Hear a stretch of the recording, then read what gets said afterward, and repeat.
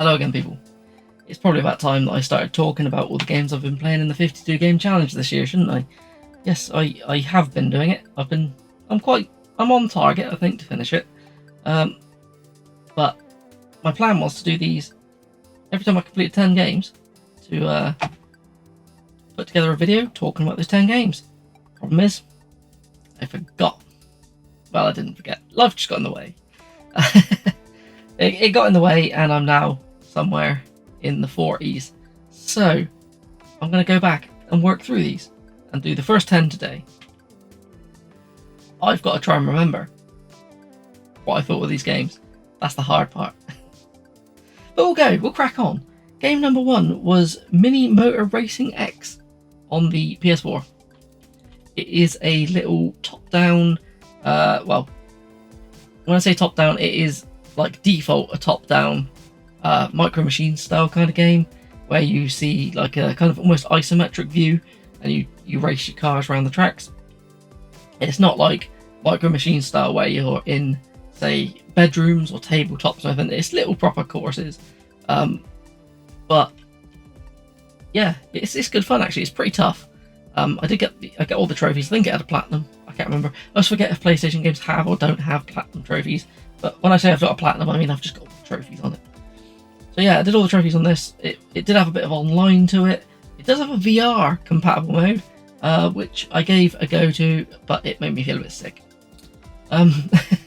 It's also like, I don't know, it's just fun. It does get very tough though, as these games do. The game is much easier if you change it to the view, so it's behind the car like a standard racer. But because the way the game's so twitchy, it is suited to be played from above, and that, to be honest, is more enjoyable because you can see where all the other racers are, and it's easier to collect the power-ups and stuff. So yeah, it has like missiles and things, so it's got like a Mario Kart-esque kind of weapon system to it. But it's pretty good. It has a couple of other things like weird football kind of game on it, if I remember rightly. But it's pretty good. I will say, if you do want to play this though, choose the, like, as soon as you can, buy the F1 car and just pimp the hell out of it. That will actually get you through the entire game. It is by far the best car in the game. But yeah, very good game. I would recommend it if you like top-down arcade racers. I can't see why anyone wouldn't like it. It also it has a very budget look to it. Weird green spine. Don't know why. But yeah, it's one you don't see around very often. So if you see it, grab it. It's pretty cheap. But it's good fun. Really enjoyed this. Really enjoyed this. Game number 2 was actually 2 games in one, but I'm classing it as one game. It was the Visara collection on the PS Vita. It was strictly limited release. Basically, it's the Visara 1 and 2, which are like, yeah, kind of shmup games. Horizontal, vertical, up. Vertical shmups. Vertical shmups where you play as like kind of, I think they're like samurai kind of guys or something. It's a bit weird. I don't know. They're a bit, I don't know what they are, but you're people. And it's absolutely solid. It's actually a really good game, but it's punishingly difficult.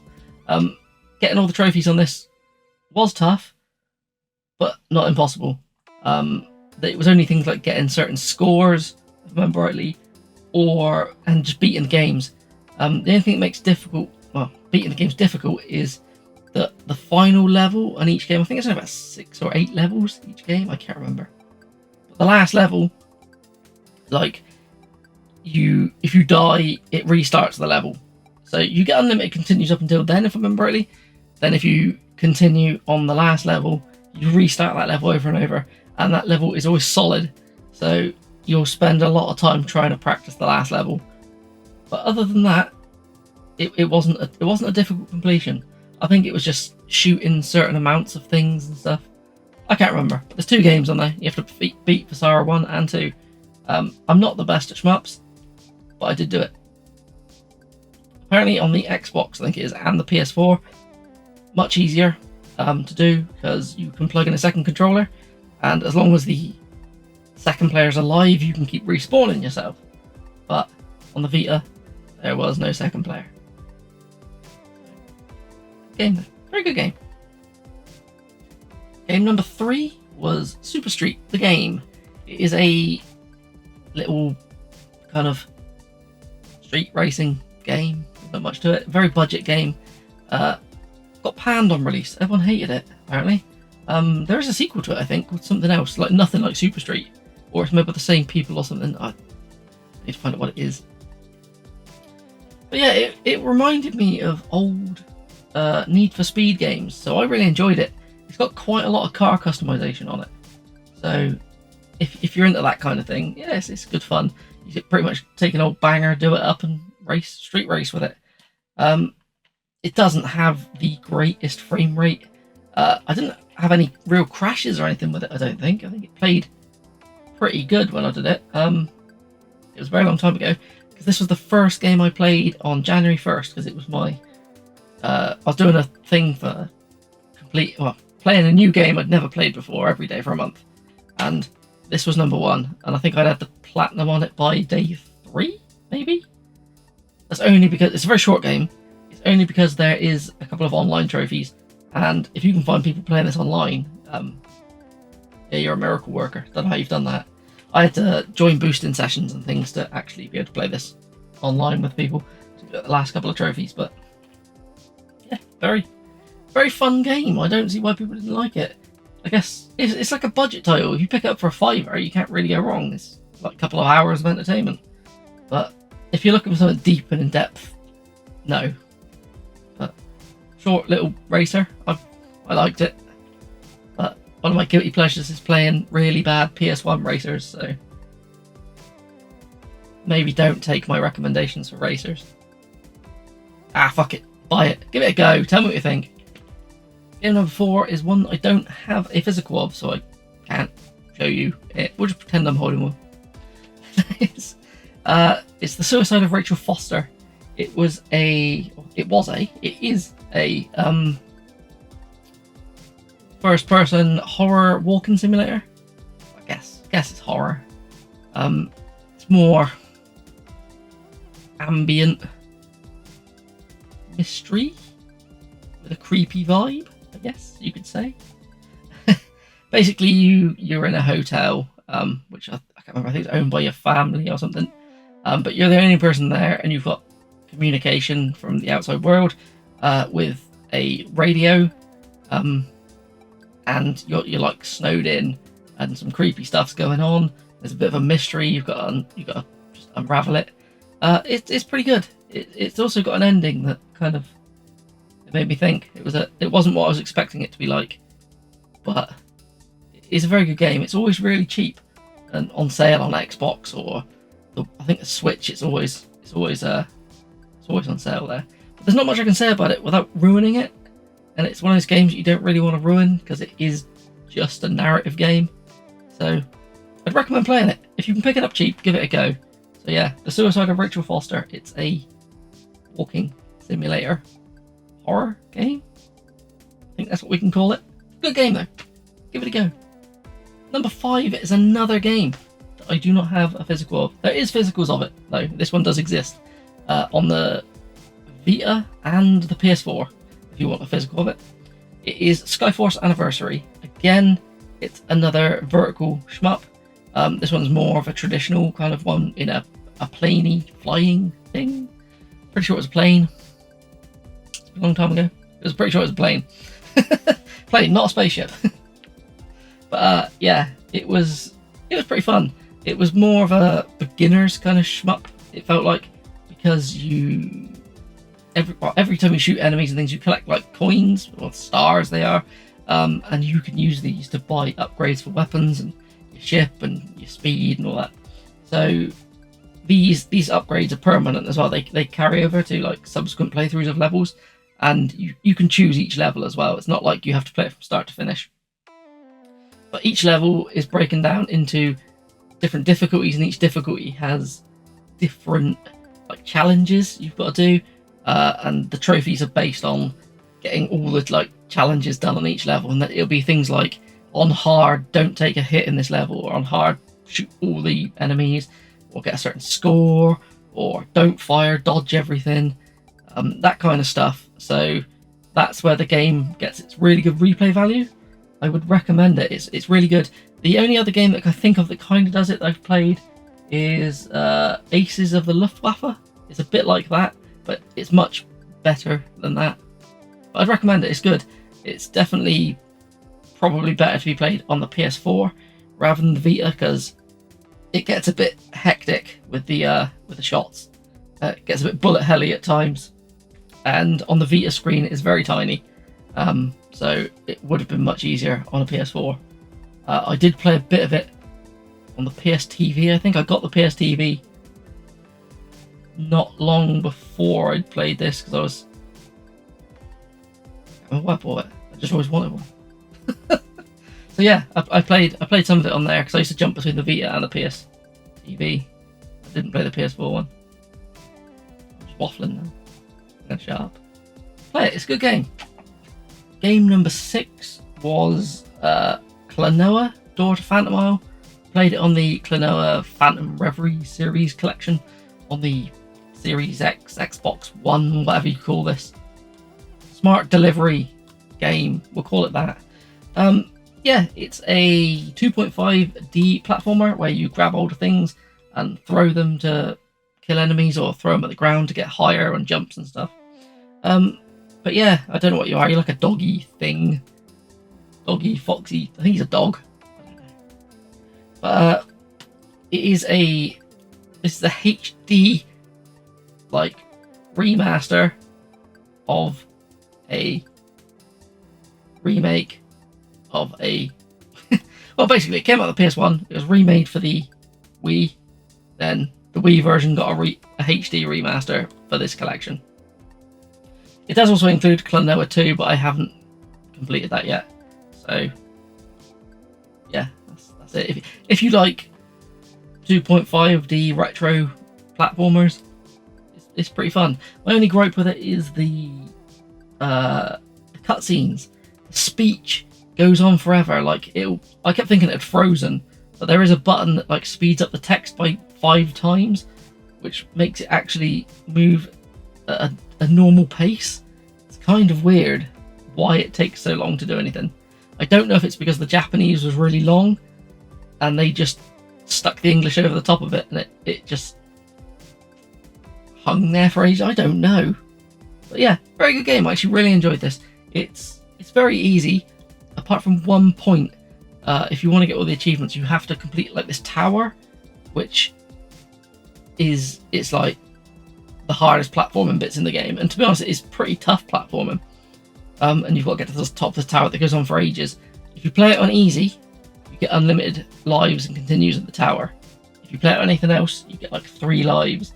So to save yourself a bit of ball ache, if you want all the achievements, play it on the easier settings. But if not, if you want to tear your hair out, play it on something else. Good game, very good game. It's also very cheap now, this, and it's on everything known to man. So, and the sequel, which I have started playing, is actually also really good. So yeah, give it a go. Game number 7 was Watch Dogs 2 on the Xbox One. I have a weird history of the Watch Dogs family. Watch Dogs franchise is the first game I played. I played it for a little bit, hated it. Then I thought, I gave it a year or 2, put it back in, played it, and loved everything about it. Played to completion, got all the achievements on the first one. So once I'd done that, I started playing number 2. So I put in a little bit of time with it. Absolutely hated it. So fast forward to 2023, I thought I'll give this another go. So I reinstalled this, started again, and loved it. I don't know, Watch Dogs games. I hate them at first, leave them, come back to them, really enjoy them. It's an open world game where you basically go around as a hacker, hacking things, just like everything. You can control everything with your smartphone, from like lights, like street lights, and I don't know, everything, cameras, drones. Yeah, it's just good. It's just good fun. This doesn't. The first game had like pretty much one-hit kill almost. You're like anything kind of gunfight, you'd be down in seconds. This one you could take a bit of a beating, which made it better. This is also really colourful and just quirky. And the characters were actually likable. In the first one, the main character wasn't very likable. In this one, the guy is likable. I can't remember his name. It was so long ago, but he's a decent protagonist, this one. Yeah, I don't know. I really like the little mini games you do, because when you say you want to hack something, you've got to work out which way the circuit's going to go and like turn things basically to make circuits and stuff. And it just entertains me. I like weird little puzzly games, so that aspect of this I really enjoyed as well. Overall, it's not a very hard game. It's pretty easy to get a completion on. I will say that you have to be wary. It's a bit buggy. Quite a few achievements on this just glitched on me, so I actually played it twice. Like, beat it once, then tried to use the mission select to get story achievements that didn't unlock, but they didn't, so I had to restart the game from scratch to get to where it was to hope that the achievements would unlock. It was always story related, like complete this mission or complete that mission, so it wasn't something I could retry other than with the mission select, but that did nothing. So yeah, I played through this twice and I'd still recommend it. Good game, very good game. I do actually have Watch Dogs Legion. Started playing it, fucking hated it. But at the beginning of the next year, I'll give it another go, and I'll probably love it. I just think I must play it just after doing another open world game. So I went to original Watch Dogs, then went to this one. So I think open world to open world probably pissed me off. I tried this one, I beat this one, then tried Legion, which again, open world to open world. I was probably just burnt out. So I will give Legion another go as well. I'm not here to talk about Legion. Play Watch Dogs 2. It's cheap. It's cheap as shit. And it's good fun. So, give it a go. Game number 8 was Gungrave on the PS2. This is... How do you describe this? Basically, you're a big hulking man who walks around with a ton of guns very slowly, like a walking turret. That is the only thing I can class this as. It's very stylish, very weird, very short. I played this in my January thing of playing a game every month. So if you want to hear a bit more about it, you can find the video I did on that where I talk in depth about any of the ones that were played in January. But yeah, it's about 2 hours long. So even though it's very simple, it's nothing special, but because it's short, it doesn't overstay its welcome. And yeah, I think just the pure weirdness of it is what makes it more enjoyable. It's very arcadey feeling. It has, even though it's like a third-person shooter, it felt like something like Time Crisis to me. Just the way that you'd lock onto enemies and they'd have big circles around them. It was very, very arcadey. But yeah, there's a sequel to this. I think Overdose or something that's on the PS2, which I haven't got because it's very expensive. Well, it's about 25 quid, but this one isn't very expensive. This is pretty cheap, so I'd recommend playing this. There's also a VR game in the series on the PS4, and there's a one that's come out a year or two ago for the Xbox Series X and the PS4. It might be on PS5 as well, I don't know. Which is Gungrave Gore, which I've got but I haven't tried. But if they're long, because apparently this sequel to this is very long, so people don't like it. Short is good for this. Play it. If you've got 2 hours to spare and you want something mindless and just shooting a load of stuff, play this. Good game. I enjoyed it. It was stupid. Sometimes you need things that you can just switch your mind off to and just, I don't know, don't care, shoot things. Good fun. Play it. Good. The 9th game, yeah, back to another digital title. It's one I got ages ago through PS Plus. And it was just sitting in the backlog, so I thought I'd give it a go. I first started playing it on the Vita, but my save corrupted, so I had to start again, and then I did the PS4 version, because I thought it'd just be easier to play on a big screen. It was Color Guardians. It's like a auto runner, where you can change colour to collect different coloured blobs, and to activate like different coloured jumps and things. Yeah, it's like one of those 3 lanes jump between auto-scrolling games. But it was alright, it was pretty fun. It had a bit of a rhythm aspect to it, so I enjoyed that. Just like rhythm games. Other than that, there isn't much to say about it. Is it something I would have played if it wasn't free at one point? Probably not, but I'm happy I did play it. It kept me entertained. I didn't have to sit there and play a lot of it because it was broke down into a lot of small levels, so it was easy to jump in and out of, and it didn't take too long to do. Each world ends with a boss, so it wasn't very. The trophies on it weren't very difficult. It was just like it was beating every level, I think, to a high rank or something. I can't remember. Unlocking a lot of characters or something. I don't know. I can't remember. It was quite fun though. If you got it in your PlayStation backlog due to like having it from PS Plus years ago, it's worth a go. Just give it a shot. What can go wrong? If you don't like auto scrollers, don't play it though. Yeah, it plays like a mobile phone game, but it was fun. It took about 8 hours to complete, I think, doing everything. So it's not an overly long game, but yeah, give it a go. Why not? It's probably the one I recommend the least in this entire list, but that's not to say it's a bad game. I'd still say give it a go.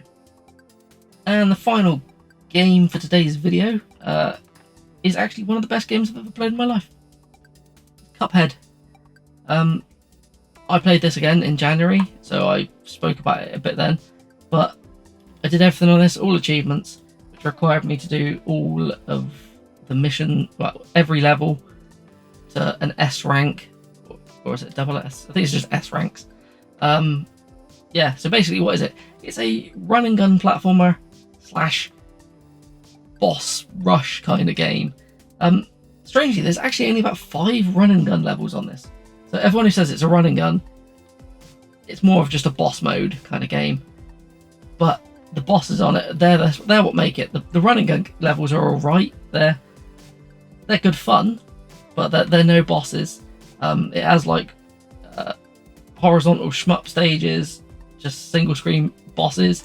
Everything about it is just really, I don't know, it's just impressive. It's incredibly hard, but it's not super frustratingly hard because it always shows you, like with a little graphic, how far into the level you got or how close you got to taking the boss down, so you can see you're making progress on it. And when you do die, it restarts the level really quickly, so there's no like worrying about loading screens or any of that stuff that just irritates you. It's just snappy straight back into it. But yeah, it's got a great art style. Looks like a 1930s cartoon. What really annoys me is I look after my games, but somehow it's ended up with a dent in the front of it, and I don't like it. I didn't get angry and throw it. I actually didn't get that angry at this game. A few bits I did, but no. King Dice, he's a bit of a bellend. But yeah, I don't know. Everything about this, people have seen it. If you see it in action, you think, yeah, that looks good. But it's when you play it and you feel how tight the controls are, and if you make a mistake, you know it's you. It's not the game being like unfair. There's like, I don't know. Yeah, all the hitboxes are so tight on this that you don't have to worry. It's not like things hit you and you don't know why. You see them connect. You know that you messed up, and that can be annoying, but you know it's all on you then, not on the game being shit. So yeah, just play it. I can't say much more about it. The DLC on this is included on the physical as well, which is also very good, which I also 100%ed. So yeah, just play it. Everybody should play this. One of the best games I've ever played, literally. I don't know what else to say about it. But there you go. Yeah, that's the first 10 games I have played way back. This is all pretty much right at the beginning of the year, so trying to remember everything was difficult. Trying not to spoil some of the games like Rachel Foster. Again, it's one of those you have to play to actually understand it, and I could try and sell this better, but everyone knows what Cuphead is by now. It's one of those games I always wanted to play, and it took me ages to play it because I was waiting for a physical. I didn't want to buy it digitally, and it was never on Game Pass or anything. So yeah, out of them 10 games, I would recommend all of them. Give them all a go. Nothing I played there angered me or made me not want to play it ever again. So yeah, that's alright. So what I'll do is hopefully come back shortly with another 10. No, my luck, it'll be next year. But anyway, thanks for watching. I'm going to bugger off now. Have fun.